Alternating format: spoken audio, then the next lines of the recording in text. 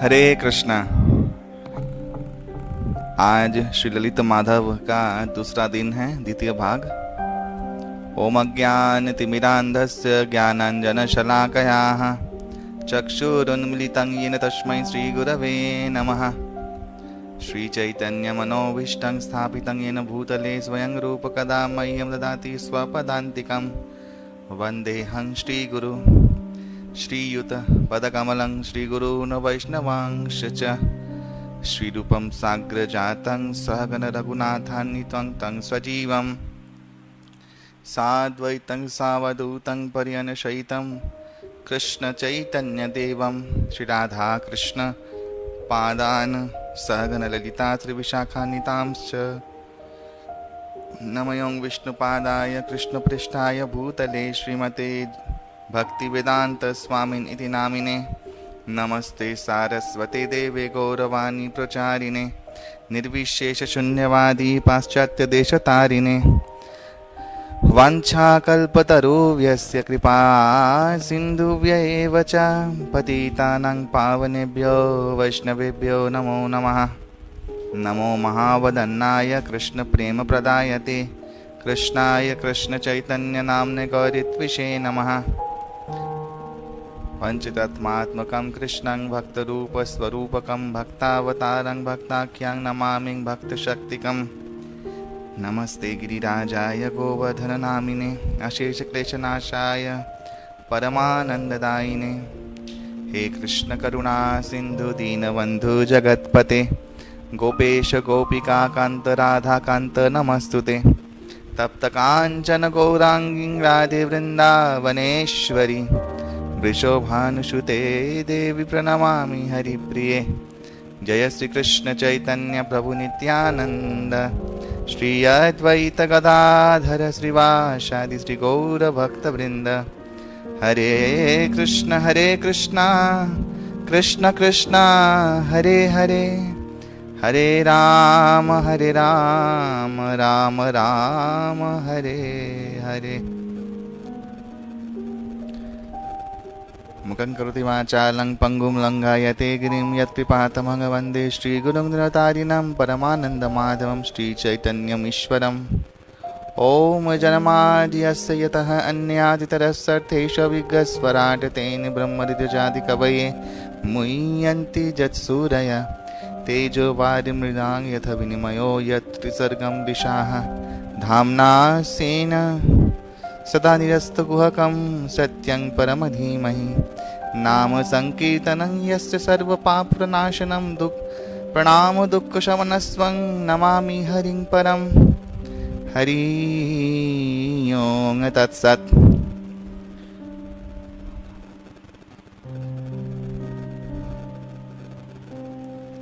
तो मेरे परमाराध्य श्री गुरुदेव, परमाराध्य श्री परम गुरुदेव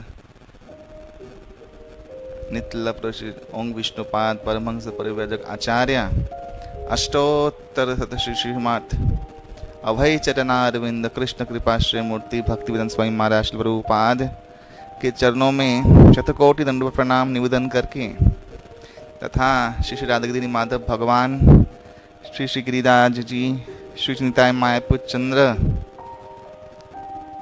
इष्ट भगवत स्वरूपों को प्रणाम करते हुए उनसे कृपा कटाक्ष की याचना करते हुए ये कथा प्रारंभ करेंगे। तो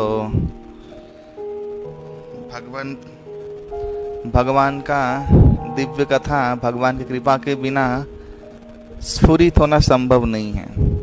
भले ही कभी भाषा से कोई बोल पाए, लेकिन हृदय से जो बोलेगा वही हृदय तक जाएगा। तो भगवान सदा मेरे हृदय में स्फुरित रहें और अपने आप अपना जो प्रेम है उसको तरंग मेरे हृदय को स्पर्श करवाते रहें, यही आशा करता हूँ। आप सभी भक्तों का शुभ कामना करता हूँ। भगवान से प्रार्थना करता हूँ कि आप सभी लोग का मंगल करें और आप सभी को भक्ति संपदाओं से पूरा आपके जीवन को भर दें। हरि ओम तत्सत। तो हम लोगों ने ललित माधव का शुरुआत कर दिया था। मैंने पहले भी बोला है कि इसलिए रूप गोस्वामी पाद ने इस ललित माधव कथा में भगवान के अवतरण का एक गुण को विशेष रूप से प्रस्तुत किया है। वो है कि भगवान प्रेम रस निर्जास आस्वादन करने के लिए आते हैं, और ये जो राग मार्ग का भक्ति की उत्कृष्टता कितना ऊंचा है, कितना महान है, इसका प्रतिष्ठा करने के लिए आते हैं। और वो करते किसके द्वारा? इन गोपियों के द्वारा, ब्रजवासियों के द्वारा, और अपने अंतरंग पार्षदों के द्वारा। तो कल हम लोग सुने थे कि कैसे श्रीमंत मणि ये प्राप्त हुआ, एक्चुअली मणि प्राप्त हुआ था शंखासुर को पौर्णमासी के पुत्र सांदीपनि मुनि के आश्रम में। जब भगवान कृष्ण और बलराम गए थे तो उन लोगों ने गुरु दक्षिणा में उनके मरे हुए पुत्र को लौटा दिया था। उससे पहले जब वो लोग उसके सन्निधान में उसको खोजने के लिए कि समुद्र के पास में गए थे, तब ये शंखासुर का वध करके ये मणि प्राप्त किया था। तो बलराम जी ने ये मणि भिजवाया था श्रीमती राधा रानी को, ताकि उनके हृदय को तो सांत्वना मिल सके, क्योंकि मणियों में बहुत चमत्कारी गुण होता है। जैसे आपने सुना होगा अश्वत्थामा का मणि था जो भगवान कृष्ण निकाल लेते हैं।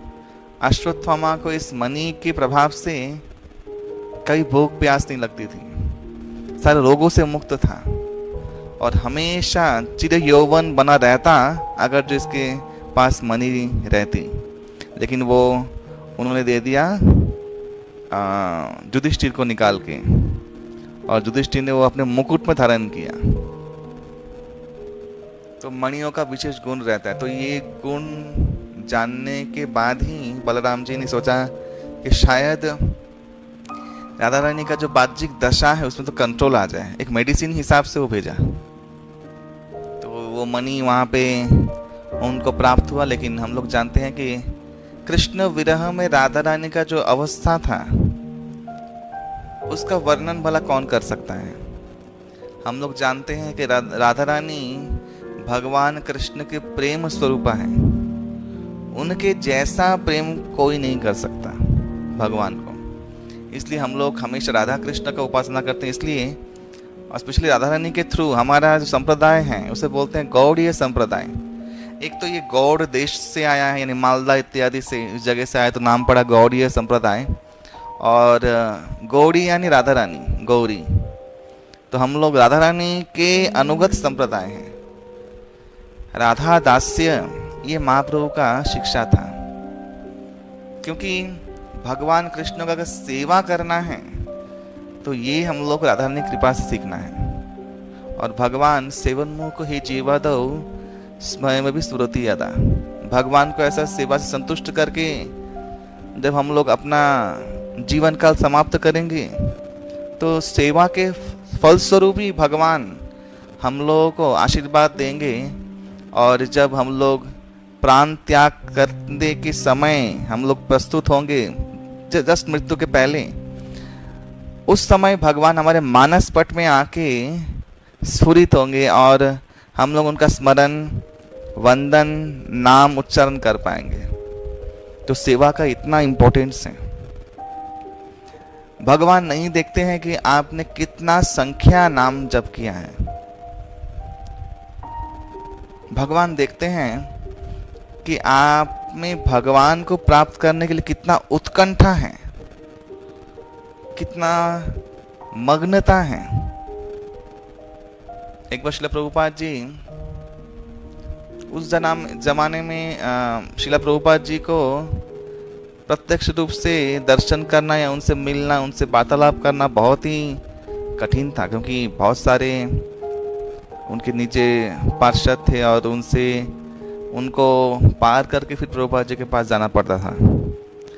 तो शुद्ध कीर्ति प्रभु एक समय प्रभुपाद के साथ मॉर्निंग वॉक में गए थे, लेकिन प्रभुपाद के साथ जनरली बड़े बड़े सन्यासी लोग ही रहते थे। वो लोग प्रश्न पूछते थे, प्रभुपाद जी उन्हीं को उत्तर करते, बाकी सब लोग पीछे चलते सुनते थे बाकी सब लोग। तो उनके मन में बहुत प्रश्न था, एक एक साधारण प्रश्न था, लेकिन जो बहुत ही महत्वपूर्ण था। बहुत दिन से मन में खाया जा रहा था ये प्रश्न, तो बोले प्रभुपाद जी से पूछूंगा मैं। तो श्रील प्रभुपाद जी गाड़ी में जैसे बैठने गए, उनको मौका नहीं मिल रहा था एक्चुअली, उन्होंने फिर भी हिम्मत जुटाया और साहस किया। प्रभुपाद जी गाड़ी में जैसे बैठेंगे और just about to close the door, जब क्लोज करने के लिए गए थे, अपना जो दरवाज़ा होता है गाड़ी का, जो उस समय सीमा रहता है, उसमें वो जो गैप है, उसके अंदर शुद्ध के तुरंत दौड़ के घुस गए। प्रभुपाद प्रभुपाद प्रभुपाद प्रभुपाद जी घबरा गए और देखा क्या बात है। और Shri Prabhupad, I want to ask one question, मुझे एक प्रश्न पूछना है। बोले क्या बात है? बोले एक शब्द, एक सार शब्द भक्तों को सारा जीवन भक्ति करने के लिए किस गुण की आवश्यकता होती है कि हम लोग हमेशा भक्ति में टिके रहें?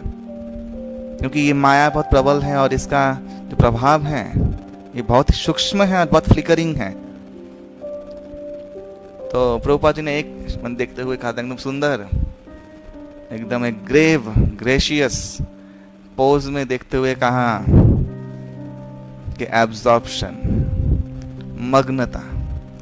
हम लोग जितना भक्ति में मग्न करेंगे अपने आप को, यानी मग्न होना यानी अपने मन को एक दिशा देना। मग्न होना यानी मन को भगवान के नाम रूप लीला गुण धाम परिकर इत्यादि में ही रमन करवाते रहना, इसे बोलते हैं मग्नता। सोचना भगवान के नाम में, कोई भी सेवा के बारे में सोचते रहना किसी भी अवस्था में। भगवान ये चीज देखते हैं। भगवान को कोई श्लोक पाठ करके, भगवान को कोई विद्वान बन के, वेद अध्ययन करके, या बहुत योग या तपस्या करके प्रसन्न नहीं कर सकता। भगवान को प्रसन्न करना है तो भगवत में चिंताशील होना है। इसलिए प्रभुपाद जी ने इसको कहा, या रूप गोस्वामी पाद ने इसको कहा, कृष्ण भाविता मति, यानी कृष्ण भावनामृत। भावना यानी हम लोग को भाव, हमारा जो चिंतन है वो कृष्णमय हो। श्री कृष्ण के प्रीत्यार्थ अखिल चेष्टा, भगवान कृष्ण की प्रीति साधन करने के लिए संपूर्ण चेष्टा हमारा काय मन वाक्य से उनको प्रसन्न करने के लिए ही हो। जीवन भी उनके लिए ही डेडिकेटेड कर दे, उनको प्रसन्न करने के लिए, उनके भक्त को प्रसन्न करने के लिए, बस। तब कृष्ण बहुत सहजलभ्य है, जो इन ब्रजवासियों का था, जो ब्रज गोपियों का था। यही एक्चुअली असली गोपी भाव है। बहुत लोग गोपी भाव को अन्यथा करते हैं और उसको बहुत चीप लेवल पे लेके चले जाते हैं। इन गोपी भाव बहुत ही अंतरंग, बहुत ही गोपनीय और बहुत ही उच्च स्तरीय अवस्था है। पूर्ण तन्मयता, पूर्ण मग्नता, ये है गोपी भाव का अंतरंग विषय। तो ये धीरे धीरे गुरु की सेवा करते करते गुरु की कृपा से प्राप्त होता है। ये कृपा सिद्ध है, ये कोई ऐसा नहीं कि आप चाहेंगे भी तो प्राप्त कर लेंगे, ऐसा कुछ नहीं है। ये राधा रानी की कृपा होगा, ब्रजवासी परिकरों का कृपा होगा, गुरु का कृपा होगा, तभी ये अंतरंग जो भाव है आपको प्राप्त हो सकता है। ये इजीली अवेलेबल भी है, ऐसा नहीं कि नहीं है। अगर हम लोग का सिंसियरिटी वैसा रहा, सरलता वैसी रही, विश्वास पक्का रहा, तो ये सहजलभ्य है। तो राधा रानी का ऐसा उत्कंठित स्वभाव, जो सारे सीमाओं को लांघकर, सारे पराकाष्ठाओं को लांघकर एक ऐसा अपने आप में सीमा धारण करता है जो सीमा इससे पहले किसी ने न धारण किया हो। तो राधा रानी उत्कंठित, समुत्कंठा,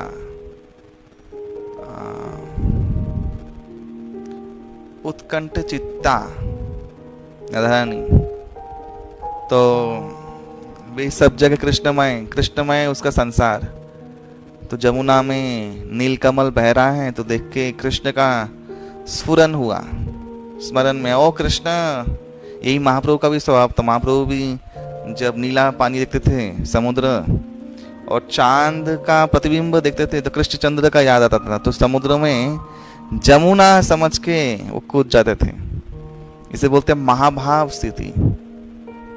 हमेशा रोते रहना, बिलखते रहना, कोई सुध नहीं।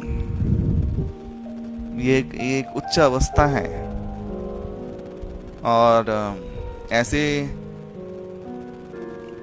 ऐसे भक्ति का जो सिम्टम्स हैं, वो राधा रानी के बाद महाप्रभु ने लोगों को दर्शाया जेन्युइन रूप से। और महाप्रभु ने इसलिए राग मार्ग भक्ति इस तरीके से प्रचार किया।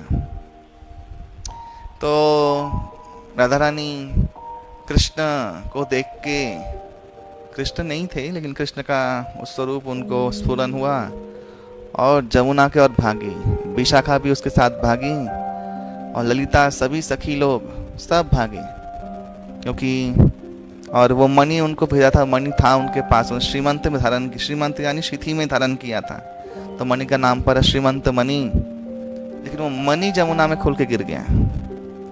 राधा रानी और विशाखा यमुना में प्रविष्ट हुई। देखते ही देखते सबके सामने वो जमुना के पानी के अंदर डूब गई, कृष्ण को पकड़ने के चक्कर में। तो यमुना को सूर्यदेव ने पहले ही बोल के रखा था कि राधा रानी का ऐसा अवस्था कदाचित हो तो तुम मेरे पास सूर्य लोक में लेके आना। तो वही किया, राधा यमुना राधा रानी को सूर्य लोक लेके चली गई, विशाखा को भी। तो विशाखा राधा रानी सूर्य लोक में है, तो राधा रानी का महाभाव अवस्था में वो मूर्छित हो गई, अज्ञान अवस्था। तो जैसे ही आँख खोला तो देखा कि प्रकाशमय और तेजमय पूरा ब्रह्मांड, और जब देखा तो सब अग्निमय पार्षद, सूर्यलोक में सब अग्निमय तत्व के जीव रहते हैं, उनका शरीर भी अग्निमय है।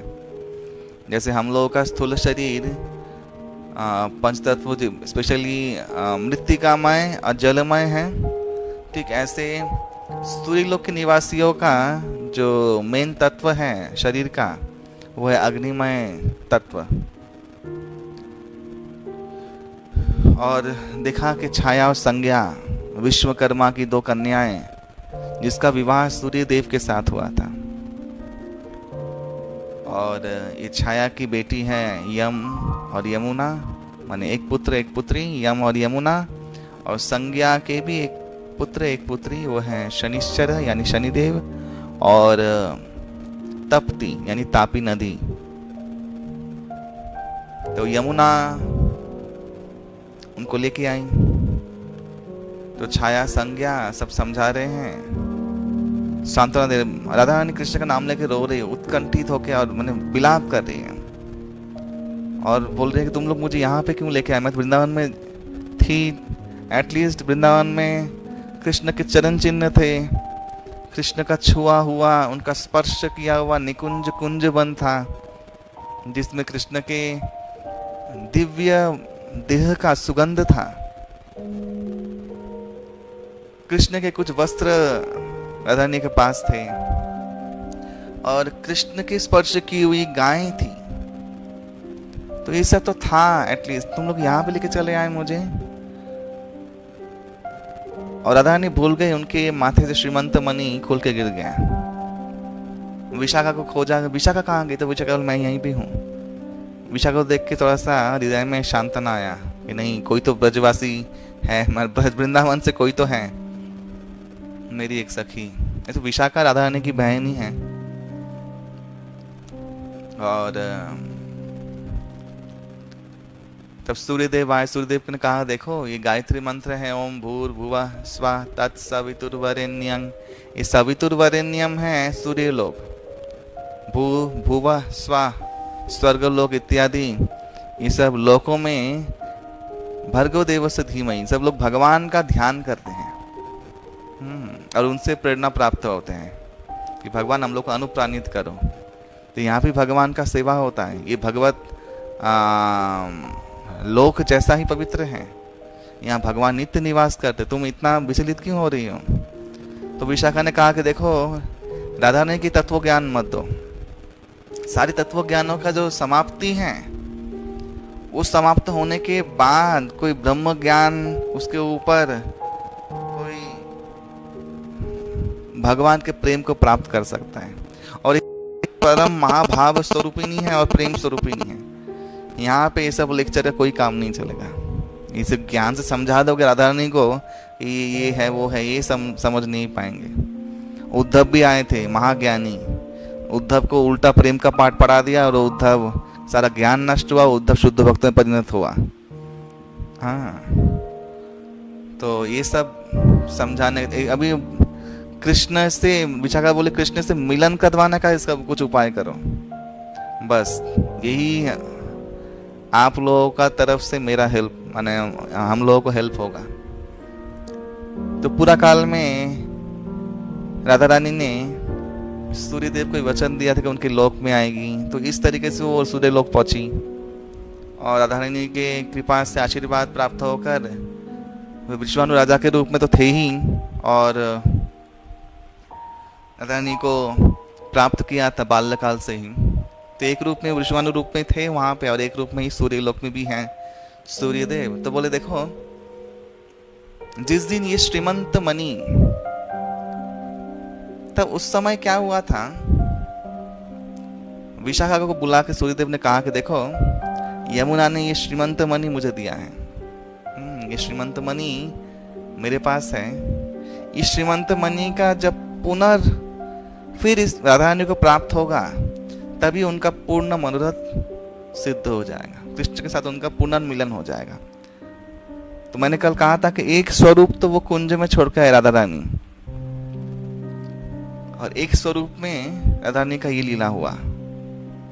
क्योंकि नित्य निकुंज निवासी है राधा रानी, हमेशा नित्य में निकुंज में निवास करती हैं, चाहे गोलोक वृंदावन धाम में हो चाहे भव वृंदावन धाम में। हमेशा राधा रानी का ये कुंज, सेवा कुंज में और निधुवन निकुंज में उनका नित्य निवास है।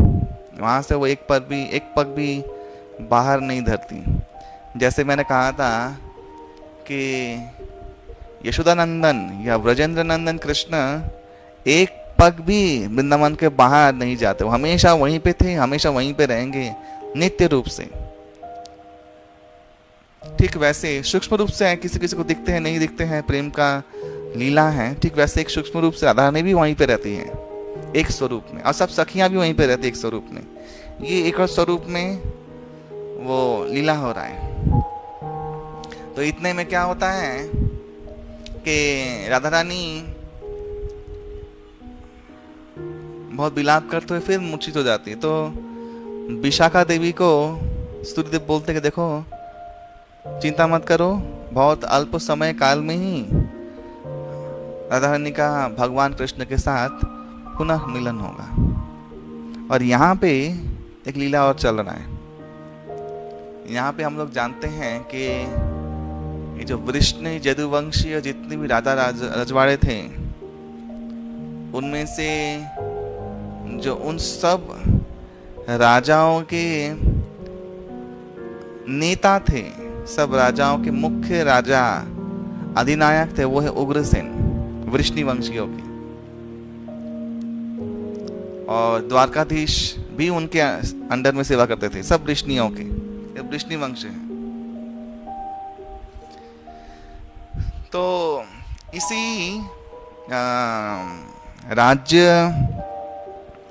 इसी राजत्व में एक राजा हुआ करते हैं, जो कि उनका नाम था सत्यराजीत राजा, सत्यराजीत सेन। तो हम लोग जानते हैं सत्यराजीत और उसका भाई शुरू से वृष्णि होने के बाद भी वृष्णियों के अनुगत्य में जो सेवा करना है वो उनको पसंद नहीं था। क्यों? उसका कारण था। इस मध्य में क्या हुआ, इस सत्यराजीत सूर्य उपासक बन गया और सूर्य उपासना करने लगा सूर्य को प्राप्त करने के लिए। तो सूर्यदेव प्रकट हुए, तो सूर्यदेव ने आशीर्वाद स्वरूप श्रीमंत मणि उनको दिया। और सूर्यदेव से कामना कर रहे थे कि मुझे पुत्री प्राप्त हो, मुझे एक संतान चाहिए। तो सूर्यदेव ने कहा कि अभी तुम्हारा मनोरथ पूर्ण हो जाएगा। तो ये राधा रानी को उन्होंने सत्यराजीत को दे दिया। तब उनकी उम्र कितनी होगी श्री राधिका की? ये 13-14 साल बच्ची ही है, टीनेज दोनों का ही। तो सत्यराजीत को ये तो बोला नाम क्या होगा? सूर्यदेव ने कहा सत्यभामा। हाँ, तो नाम दिया। तो ये पुत्री प्राप्त हुई और ये श्रीमंत मणि उनको दिया सत्यराजीत ने। ये श्रीमंत मणि का ये गुणवर्धन हुआ, इसमें अद्भुत शक्तियां आई कि ये बहुत मात्रा में, बोलते हैं कि 80 घड़ा सोने का प्रतिदिन देता था। 80 घड़ा हीरे जवाहरात और चांदी के सिक्के, ये डेली प्रचुर मात्रा में इससे उत्पन्न हो डेली। तो ये जो पैसा था ये वृष्णियों का था।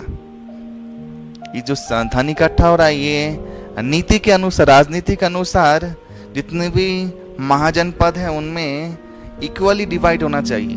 हाँ, लेकिन वो कर नहीं रहा था वो, क्योंकि वो द्वेष बस, क्योंकि मेरे पास मिला है मैं क्यों इनको दूं, जैसे अभी होता है। सबका साथ सबका विकास, ये उसका मोटो नहीं था। क्या नाम है सत्यराजीत का? खुद का पूर्ण विकास, सबका विनाश, ये था उसका मोटो। तो अहंकारी हो गया था। और वृंदावन में एक और लीला घटी कि इस समय जब असुरों का उत्पात खत्म हो गया तो भीष्मक राजा, अच्छा बीच में क्या हुआ था, इस भीष्मक, मैंने सुनाया था आप लोगों को कि भीष्मक राजा ने अपनी पुत्री चंद्रावली को सत्यभानु के घर में छोड़ के गए थे। तो सत्यभानु ने उनका, तब तो उस जमाने छोटे छोटे बाल विवाह हुआ करते थे, बचपन में शादी तय कर दिया करते, सब गोपिकाओं के आपस में विवाह हुआ करते थे। सबके पति हैं, सब गोपिकाओं के भी बचपन में विवाह हुआ था। एक लीला आती है, जब ब्रह्म विमोहन लीला हुआ था तब भगवान ही तो सारे ग्वाल वालों के रूप में अपने आप को रूपांतरित किए थे, अपने स्वरूप को विलास किए थे, यानी अपने स्वरूप को एक्सपेंड किए थे। तो उस समय सब पूरे 1 साल तक सारे भगवान के अवतार, वही अंश, वही नाम से वैसा स्वरूप धारण करके गाय, बछड़े, लाठी, लकुटी, ग्वाल बाल सब वही स्वरूप में हो गए थे। भगवान ही अपने आप को विस्तार किए थे ऐसे। तो पूरा 1 साल तक वो लोग आनंदमय रहे भगवान के साथ, लेकिन सबका इच्छा था ना कि भगवान मेरे घर काश जन्म होता भगवान का। तो भगवान ने ब्रह्म विमोहन लीला से सबका इच्छा पूर्ण कर दिया, क्योंकि वो ब्रह्मा जी असली ग्वाल बाल छुपा के रख दिए हैं ब्रह्मलोक में। तो उस समय ये पौर्णमासी और वृंदा और नारद मुनि के परिकल्पना अनुजाई बोला गया कि अरे गोपियों अभी बहुत महाभाग्य है, ये जो दिन है ना बहुत शुभ है। अभी अगर किसी गोपी बालिका का विवाह गोप से होता है, गोप बालक से होता है, तो वो लोग बहुत भाग्यवान बन जाएंगे। तो इस तरीके से सारी गोपियों का विवाह कृष्ण के साथ करवा दिया, उस स्वरूप के साथ करवा दिया, कृष्ण स्वरूप के साथ। तो विवाह हो चुका था। तो चंद्रावली का विवाह हुआ था, उसका नाम था गोवर्धन मल्ल, और उनकी सास का नाम था भारुंडा। लेकिन सर्पदंशन यानी सांप के काटने से एक गोवर्धन मल्ल का मृत्यु होता है। उस समय राधा माने चंद्रावली देखी भी नहीं थी, माने विवाह तय हो गया, विवाह हो भी गया, लेकिन वो अपने घर में और वो अपने घर में ऐसे हर की। तो कम उम्र में विधवा हो गई चंद्रावली। तो उस समय ये भीष्मक राजा आते हैं और चंद्रावली को लेकर चले जाते हैं भीष्मक देश में, कुंदिनपुर में। तो वहां पे उनको नया नामकरण देते हैं, अपने गुरु से कहले, उनका नाम पड़ता है रुक्मिणी। तो ये रुक्मिणी ही चंद्रावली है, चंद्रावली ही रुक्मिणी है, लक्ष्मी स्वरूपा। तो एक लीला में, वृंदावन लीला में राधिका श्रेष्ठ नायिका है और एक लीला में रुक्मिणी श्रेष्ठ नायिका है। फिर भी तारतम्य है। तो यहाँ पे भीष्मक राजा रुक्मिणी को लेकर चले जाते हैं, माने चंद्रावली को, और रुक्मिणी कृष्णगत प्राण शुरू से ही। इधर भगवान कृष्ण विरोध कर रहे हैं सत्यराजीत का कि ये जो सोना तुमको मिलता है सूर्यदेव की कृपा से, श्रीमंत मणि, ये श्रीमंत मणि तुम्हारा नहीं। कृष्ण बोलते नहीं था कि मैंने ही मार के दिया था। कृष्ण तो भगवान सब कुछ जानते हैं कहाँ से कहाँ मिला है। बोले ये तुम्हारा नहीं है, ये श्रीमंत मणि सूर्यदेव की कृपा से तुम्हें लाभ हुआ है। और सूर्यदेव ने जब वरदान दिया था तब बोला था कि वृष्णियों के उत्थान के लिए मैं तुम्हें मणि दे रहा हूँ, वृष्णि वंशों के लिए दिया था, लेकिन इसने अपने पास रख लिया था। किसी को अपने पास रखे वो बात नहीं, जो संपदा आ रही है उसके सबका साथ सबका विकास होना चाहिए, लेकिन ऐसा नहीं था। तो तुम्हें ये महाराज उग्रसेन को दे देना चाहिए। तो उसका बहुत विरोध करते थे उसका भाई और सत्यराजीत। बल्कि कृष्ण की नजर हमारे ऊपर ही है, ये पॉलिटिक्स कर रहे हैं हम लोग के ऊपर। जैसे हमेशा मोदी के पीछे केजरीवाल और राहुल गांधी लगे रहते हैं तो ऐसे ही। तो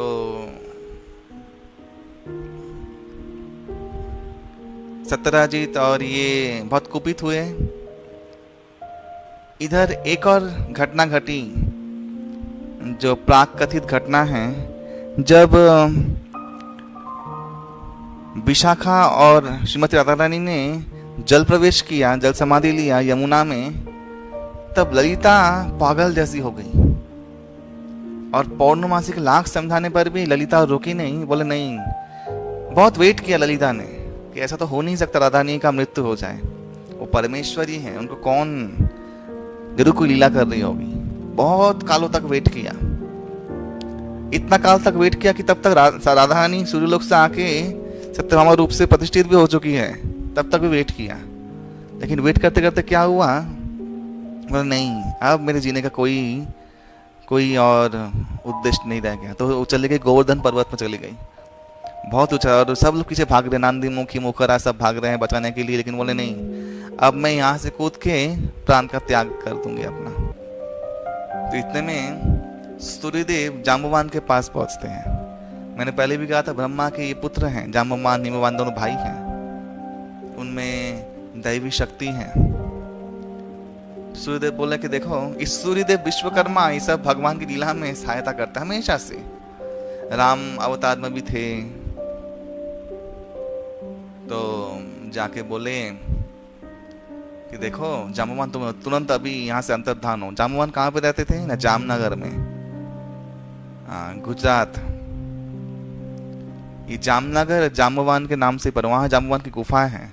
ये बहुत द्वारका के बहुत करीब है। वहाँ जाम्बवन है, जाम्बवान वन है, उस वन में उनकी गुफा थी। तो वहां सूर्यदेव प्रकट हुए, बोले तुम तो तुरंत चलो यहाँ से अंतर्धान हो और गोवर्धन पहुंचो। तो अपनी शक्तियों से गोवर्धन पहुंचे। बोले देखो तुम्हें कन्या चाहिए थी बहुत दिनों से, एक संतान चाहिए था, तो तुम्हें मैं कन्या देता हूँ। यह भी कूदेगी एक ललिता सखी, ये कृष्ण की प्रेयसी है। तुम्हारा महाभाग्य उदय हुआ है कि गोलोक निवासी ललिता देवी तुम्हारे घर में अवतरित होगी, अभी माने अभी आएगी। तो और भगवान रामचंद्र ने तुम्हें कहा था ना कि द्वापर युग में तुम्हें दर्शन देने के लिए आएंगे। तो इसी ये जो ललिता जो कूदेगी, तुम इसको अपने हाथों में इसको धारण करना, और मेरे कृपा से ये इसका स्मृति लोप हो जाएगा, और इसको पुत्री बना के अपने साथ रखना। भगवान कृष्ण को ये पुत्री दान देना, और भगवान कृष्ण तुम्हारे गुफा में आएंगे, एक समय होगा। ललिता जैसे कूदने वाली थी, ललिता कूदी, या जाम्बवान वहां प्रकट हुए, और जाम्बवान ने क्या किया, अपने हाथों में ले लिया, और ललिता बेहोश हो, वो देह त्याग कर दिया। एक बार आंख खुला भी था, देखा रीछ, वो देख के और डर के मारे और बेहोश हो गई ऐसा नहीं हुआ था, ऐसा मैं बोल रहा हूँ। जाम्बवान के हाथ में गिरी, और जाम्बवान उसको लेके चले आए कहाँ पे, अपने ये जामनगर स्थित जाम्बवान गुफा में। और बहुत खुश जाम्बवान कि अभी इतने समय प्रतीक्षा किया मैंने, अब भगवान से पुनः भेंट होने का समय आ गया है और मेरे जाने का भी समय आ गया है इस धरातल से। तो ललिता क्या बनी? जाम्बवती, जाम्बवान की कन्या, उन्हें नाम दिया ये जाम्बवती है और मैं भगवान कृष्ण को इसका पानी ग्रहण करवाऊंगा। तो यहाँ पे कौन सेठ हो गया? रुक्मिणी सत्यभामा के रूप में राधा रानी और यहाँ पे ललिता जाम्बवती के रूप में। अभी एक कांड हुआ बीच में, आप लोग जानते हैं भागवतम में कि सत्यराजीत के भाई ने एक बार आखिर करने का प्लान किया। आखिर यानी शिकार करने का, वही जाम्बवन के गुफा की तरफ, उधर ही उस वन की तरफ। सब एक साथ ही रहते थे, वो महाजन पद एक साथ आसपास था, राजे राजवाड़े। ये जो राजकोट जो स्थान है, राजकोट, ये वही स्थान है, सत्यराजीत का राजधानी वहीं पे था, नाम पड़ा राजकोट। तो ये सब आसपास थे, सब राजा राजवाड़े विष्णुवंशी द्वारका के आसपास। तो सत्यराजीत का भाई चला और बहुत शेकी में, बहुत माने बोलते हैं ना ओवरवेल्म्ड होके, वो अपने एक चेन के साथ एक लॉकेट बना के वो मनी, श्रीमंत मणि को पहन के गया दिखाने के लिए, देखो मेरे पास श्रीमंत मणि है। तो आखिर करने गया तो श्रीमंत मणि का ज्योति से आकर्षित होके एक लायन, एक सिंह ने उसका आक्रमण किया। आप लोग जानते हैं कि वो सौराष्ट्र में क्या नाम है, गिर पर्वत, गिर के आसपास, ये सब गिर रेंज में ही आते हैं, तलेटी इत्यादि सौराष्ट्र में ही पड़ते हैं सब, द्वारका वगैरह। तो ये गिर जंगल में शेर तब भी थे, आज भी हैं। तो ये शेर ने, बब्बर शेर यानी सिंह ने आक्रमण किया, उसको मार डाला और मणि भी गायब हो गया और वो लौट के नहीं आया और ना ही उसका कोई पता चला। तो ये उग्रसेन के दरबार में जाके एकदम हू हल्ला कर देता है, एकदम बहुत तमाशा करता है कि ये जरूर कृष्ण का, ये जो कृष्ण है ना, ये बहुत कुटिल है। इस तब भी हमेशा कृष्ण का नजर श्रीमंत मणि के ऊपर था। उस दिन मेरा भाई वो श्रीमंत मणि पहन के गया था, जरूर इस कृष्ण ने ही मेरे भाई का वध किया है और वो श्रीमंत मणि को चुरा लिया है। तो सब माने पूरे भरा राजसभा, हाँ पूरे सब लोग महाजनपद के सब राजा के सामने भगवान कृष्ण को अपमानित किया। भगवान कृष्ण का आके देखो, बलराम बहुत गुस्सा, बोले तुम वृष्णि वंश के जो राज परिवार है, तुम उसमें रहने लायक नहीं हो। तुम बिना ही कोई प्रमाण के मेरे भाई के ऊपर कलंक लगा रहे हो। तुम्हारे पास क्या प्रमाण है? बोले प्रमाण यही है कि मेरा भाई तो गायब है भी, श्रीमंत मणि भी गायब है। अगर कोई शेर या जंगली पशु आक्रमण करे तो मणि से उसका क्या काम है? वो तो मणि नहीं लेगा। तो मेरा पूरा संदेह जाता कृष्ण को। तो कृष्ण मुस्कुराए, बोले देखो ये बात एकदम ही असत्य है कि मैंने तुम्हारे भाई का वध किया हो या ये श्रीमंत मणि चुराया हो, ऐसा कुछ नहीं है। लेकिन हाँ, जब तुम ये कलंक मेरे ऊपर लगा रहे हो तो मैं भी अपने आप को, मुझे भी अधिकार है अपने आप को निर्दोष प्रमाणित करने का, तो मैं वो करूँगा। तो भगवान कृष्ण गए उस जाम्बवन में, जामनगर स्थित, और जहाँ पे सत्यराजीत का भाई गया था आखिर करने के लिए। बहुत गंभीर अरण्य में चले गए। तो जाते हुए देखा कि उसके फटे हुए वस्त्र पाए गए सत्यराजीत के भाई के, और कुछ दूर से दुर्गंध आ रहा है। तो कुछ दूर आगे गए तो देखा शेर को भी किसी ने, वो शेर मरा हुआ है, शेर को भी किसी ने फाड़ के रखा है और वो सड़ गया है, तो दुर्गंध आ रहा है। शेर के हाथों में, नखों में उसके कपड़े थे सत्यराजीत के भाई के। तो उनको ये प्रतीत हुआ कि शेर ने इसका शिकार किया तो था, लेकिन अभी शेर का शिकार भी किसी ने किया। यहाँ पे और भी एक विशेष कोई व्यक्ति है या कोई जंतु है इससे बड़ा, जो शेर को बीच में से फाड़ दिया, और उसके पास ही मणि है। तो भगवान तो सब सर्वज्ञ सर्वांतर्यामी, तो आगे जाके वो गुफा में घुसते हैं भगवान, क्योंकि वहां पे बहुत तेज बाहर आ रहा था वहां से, क्योंकि मणि का स्वभाव है, मणि जब कोई धारण करता है तो वो तेज निस्तेज हो जाता है, ये मणि का स्वभाव है। जैसे भगवान का कौस्तुभ मणि, भगवान जब तक पहनते हैं तब उसका तेज सीमित है, जैसे भगवान खोल के बाहर तो उसका तेज और बढ़ जाता है, ये मणि का स्वभाव है। तो एक सुंदर स्त्री, एक एक एक ललना उसको लेके खेल रही है, मणि को लेके। वो कौन थी? वो कोई नहीं, ललिता जाम्बवती। और जैसे भगवान कृष्ण को देखा तो भाग गई दौड़ के, तो उससे प्रकाश बाहर निकल रहा था।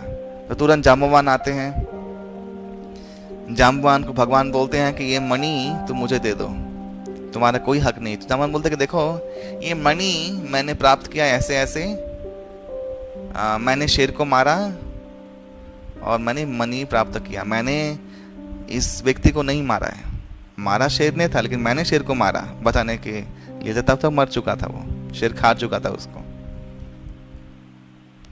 लेकिन मैंने ये मणि शेर को मार के प्राप्त किया है, और तुम्हें अगर प्राप्त करना तो मुझसे युद्ध करना होगा। जाम्बवान को सिर्फ भगवान ही हरा सकते थे, यही प्रमाण था जाम्बवान का, कि जब भगवान आएंगे तब युद्ध करेंगे, और तुम जब हार जाओ समझ लेना वही भगवान का स्वरूप है उस समय द्वापर युग में। तो भगवान के साथ बहुत युद्ध हुआ, बहुत घमासान युद्ध, और भगवान ने पराजित किया। और जाम्बवान तब प्रणाम कर, लेकिन आप कौन हैं?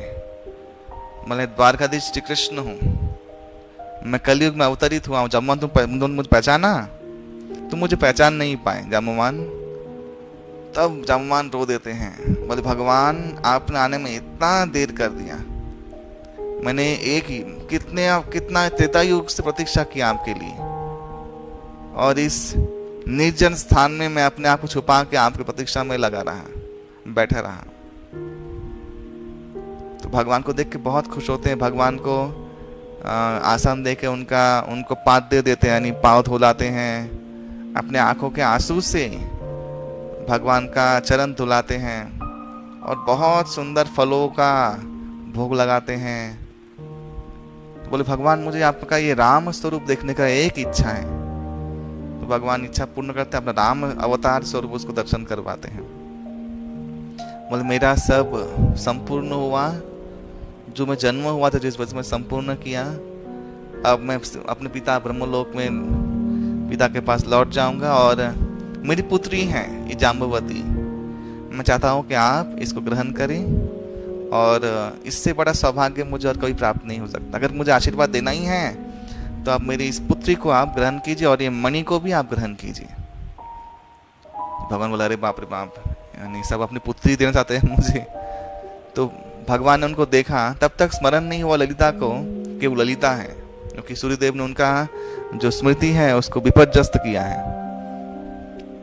तो ललिता जाम्बवती ललिता स्वरूप में, तो भगवान कृष्ण को देखती रही, और समझ में आया कि इनके साथ में जन्मों का संबंध है, पता नहीं कहाँ देखा है इसको।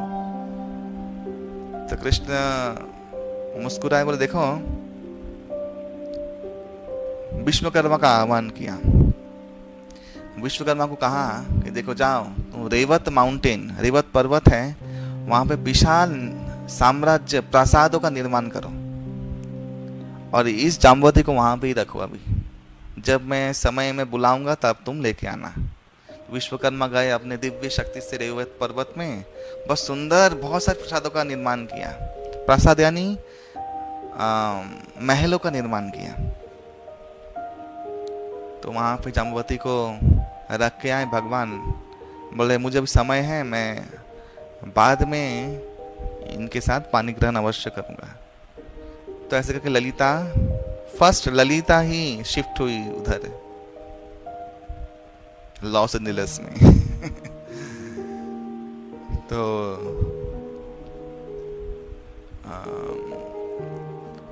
भगवान इधर वो मणि को लेके आके सबके सामने उनके जो सबूत थे वो लेके आके सब दिखाए, देखो ऐसा ऐसा हुआ था और ये रहा मणि। और जामवंत जी ने ये मणि छुपाया था। सब लोग सुन के हैरान रह गए, जामवंत जी, ये वही रामायण के जामवंत जी? बोले हाँ।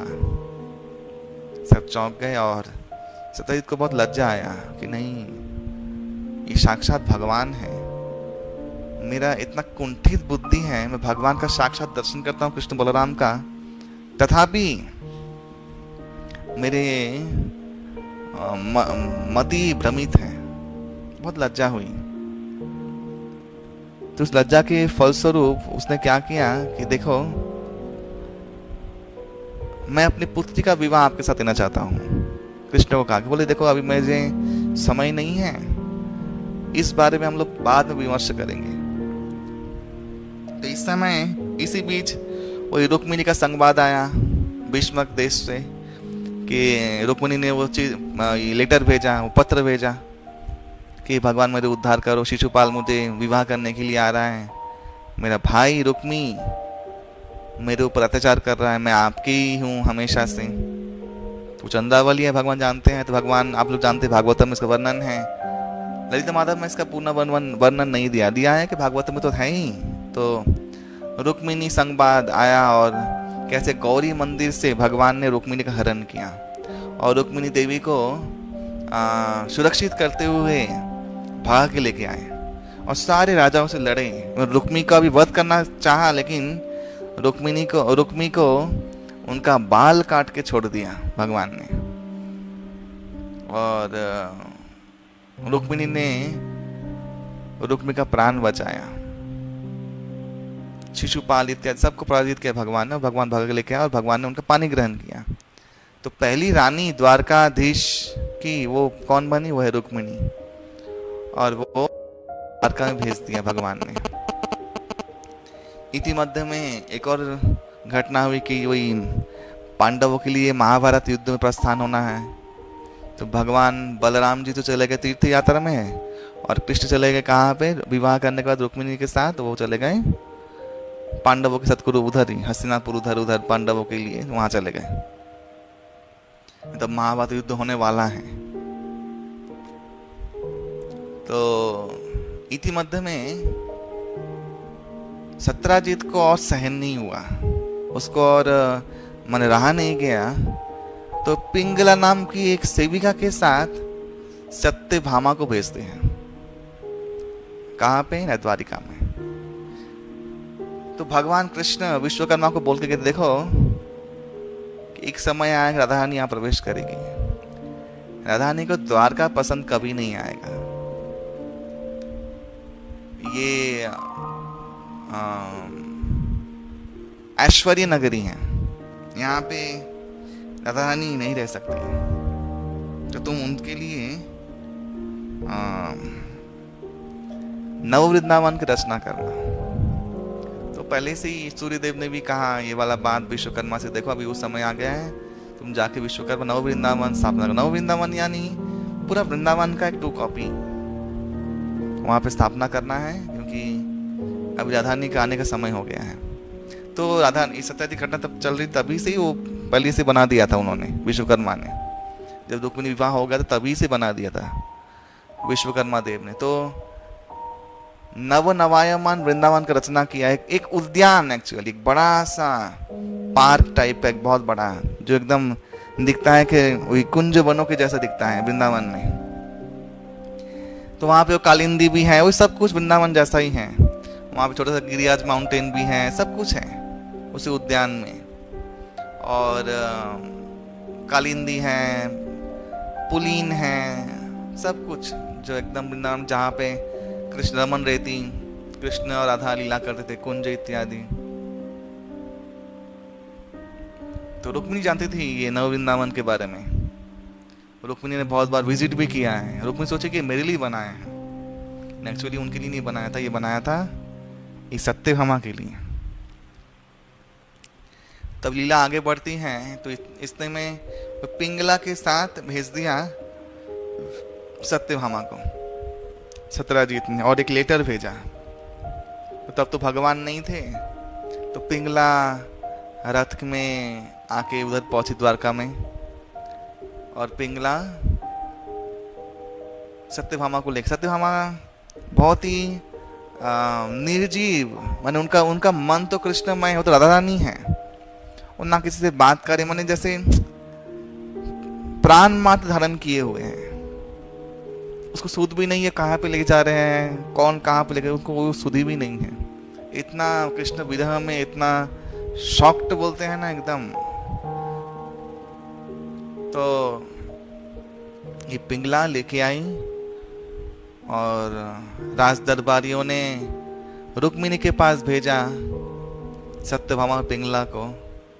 तो रुक्मिणी तब श्रृंगार के दर्पण से देखा सत्यभामा को और देख के ही पहचान गई कि अरे ये तो राधा रानी है, ये यहाँ पे कैसे आ गई है। तो देख के बहुत ही माने अचंभित रह गई। बहुत चक्कर। तो बोले क्या बात है? बोली सत्यजीत की कन्या सत्यभामा है। तो घटना सुनाया कि कैसे राजा सत्यजीत ने उनकी कन्या को दान किया है भगवान कृष्ण को सारे भरे राजसभा में। तो भरे राजसभा में जब दान किया है तब तो राजाओं को विवाह करने का छूट था।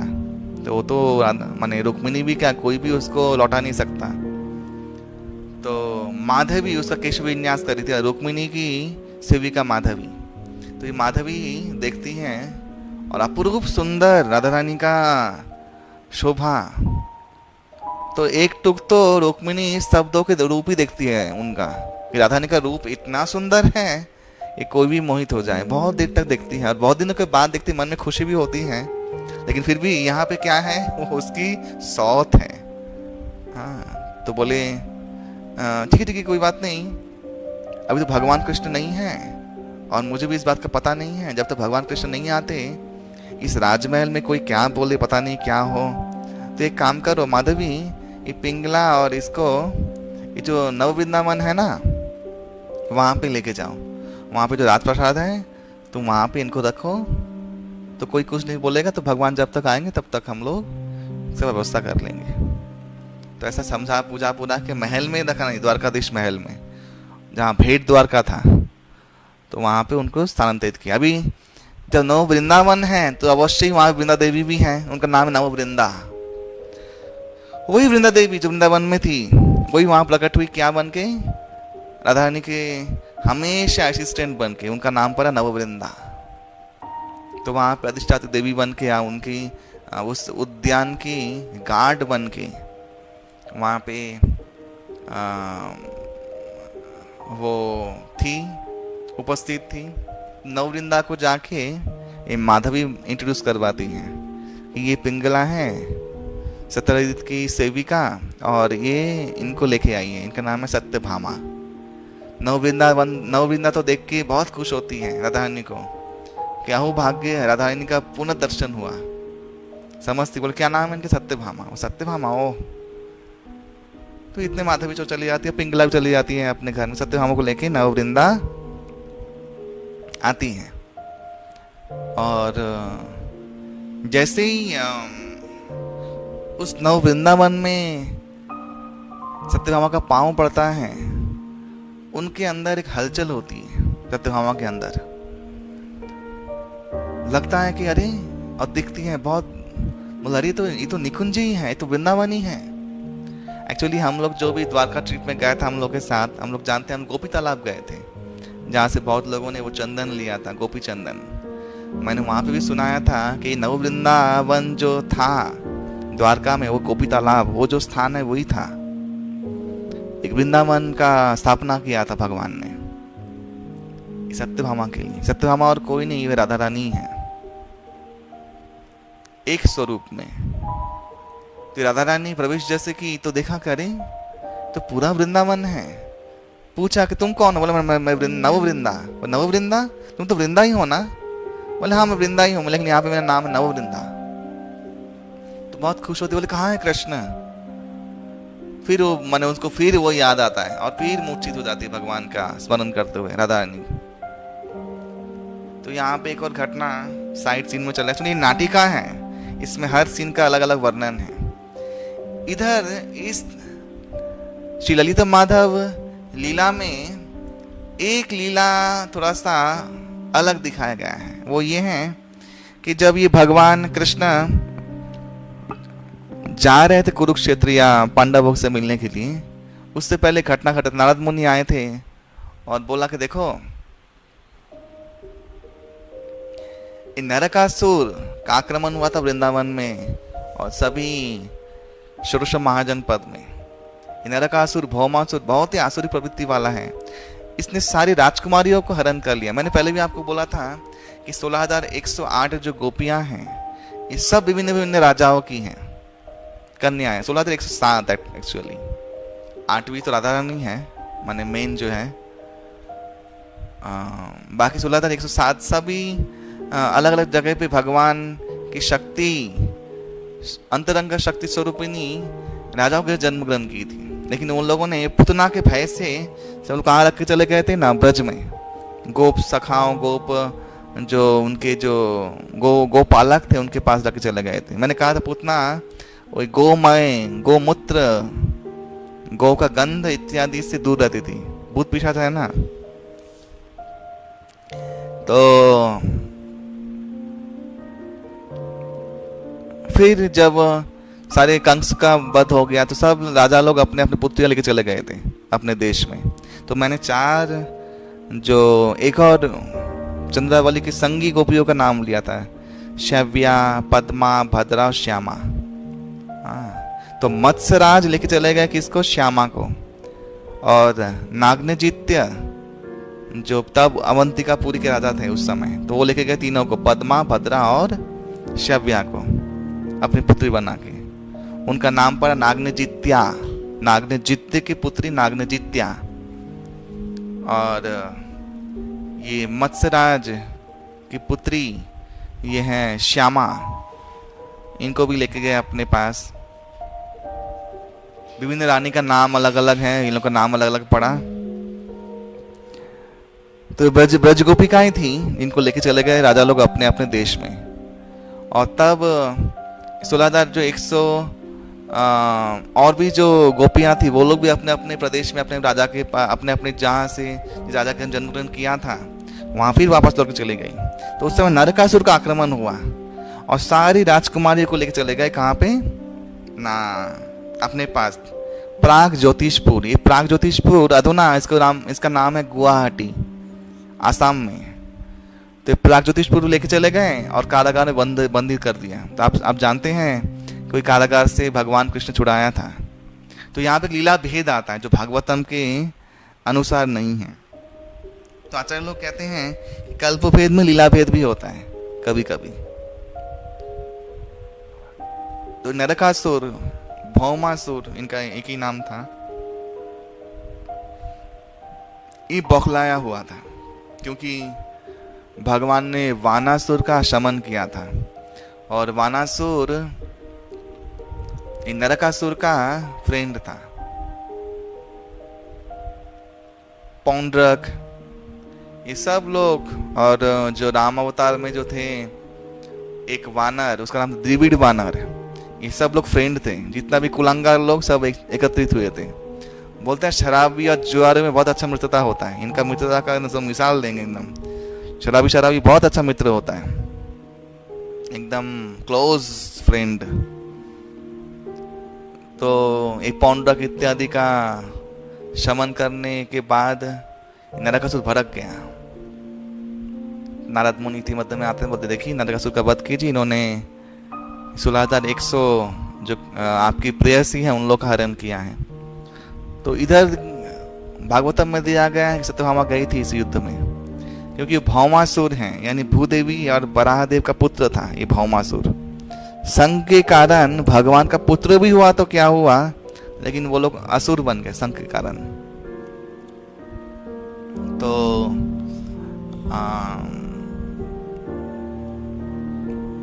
भूदेवी का पुत्र है, तो भूदेवी अंश है, लक्ष्मी स्वरूपिणी है। तो सत्यभामा भी दिव्य लक्ष्मी स्वरूपिणी है, जिससे भूदेवी लक्ष्मी देवी उत्पत्ति होती है। तो सत्यभामा के उपस्थिति में इसलिए मारा था ताकि ये अनुमति हो भूदेवी का भी कि उनके पुत्र माने उसका एक ही मात्र उपाय था मारने का, भूदेवी परमिशन दे तो नरकासुर को।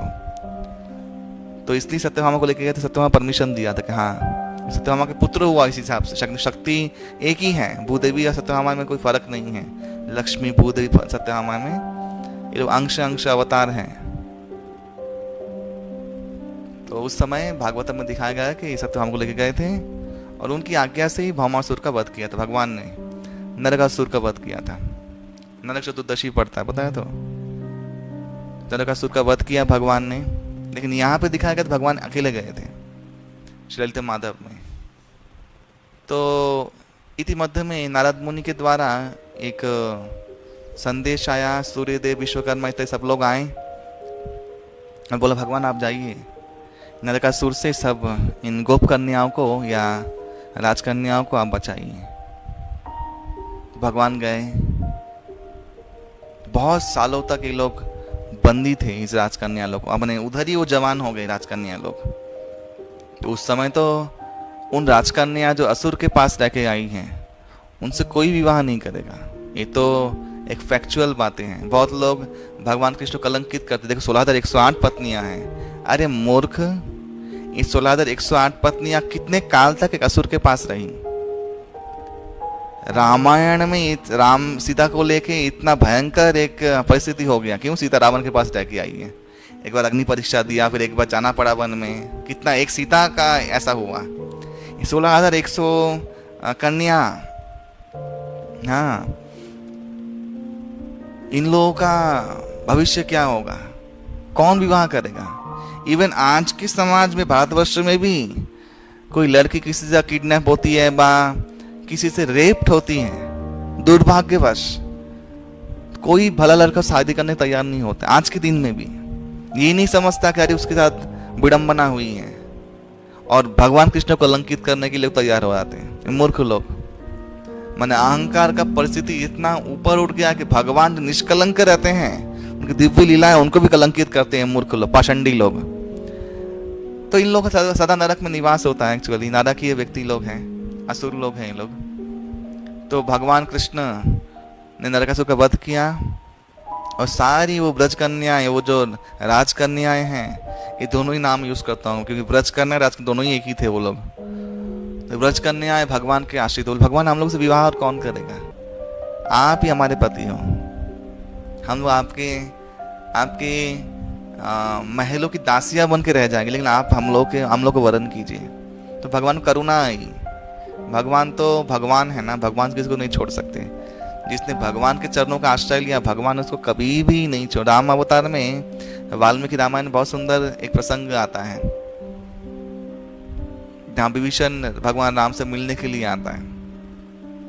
तब भगवान रामचंद्र बोलते हैं, विभीषण बोलते हैं कि भगवान आप मेरे हो, आप जानते हो कि मैं कैसा हूं, अब मेरा आपके सिवा और कोई नहीं है। भगवान रामचंद्र बोलते हैं कि जो व्यक्ति एक बार भी बोलता है कि राम तुम मेरे हो, मैं हमेशा उनका बन जाता हूं, और मेरे रहते मैं उनको कभी अपने आप से अलग नहीं करता, वो हमेशा मेरा बन जाता है, हमेशा के लिए। ये भगवान का विशेषता है। भगवान सबसे सरल व्यक्ति है। हाँ, भगवान सर्वज्ञ हैं। भगवान के साथ लोग संबंध रखते हैं तो भगवान को टोपी बना नहीं सकता कोई। जैसे संसार में टोपी बनाते हैं, अंदर कुछ बाहर कुछ, लोग नहीं जानते हैं कि अंदर में क्या चल रहा है, तो सभी संबंध टूट जाए जो संसार में चलता है। भगवान के साथ संबंध रखते तो वो तो नहीं चलेगा, क्योंकि भगवान अंतर्यामी है। हम तो मन की बात जानते हैं, लेकिन भगवान उतने सरल भी हैं, सब कुछ भूल भी जाते हैं। भगवान गुण को याद रखते हैं, भगवान उस व्यक्ति का सेवा याद रखते हैं। ये भगवान का बहुत बड़ा विशाल गुण है। तो सब स्त्रियां रो पड़ी भगवान चरणों को पकड़ के।